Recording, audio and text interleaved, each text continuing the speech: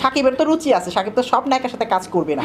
বাংলাদেশ চলচ্চিত্র নায়িকা দুলালীর কথায় বোঝা যায় শাকিব খানের রুচি আছে, শাকিব খান যে সে নায়িকার সাথে সিনেমা করবে না। ওর সহশিল্পী যারা আছে ওর আশেপাশে সবাইকে ও খুব রেসপেক্ট করে, যেমন আমি। আরও জানা যায় দুলালীর কথায় নায়ক শাকিব খানের জন্ম নাকি সিনেমার জন্যই। ও একদম ওর জন্মটাই হয়েছে ফিল্মের জন্য।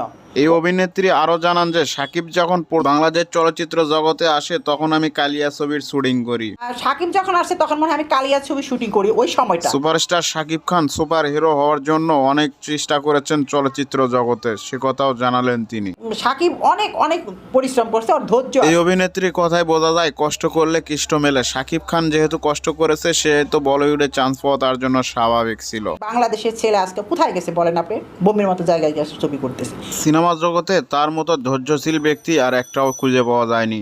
আজকে ও এত ধৈর্য ধরে ছিল বিধায় আজকে এখানে পৌঁছাতে পারছে। এই নেত্রী অবশেষে আরো জানালেন আল্লাহ পাক চাইলে নাকি হুডেও যেতে পারে তিনি।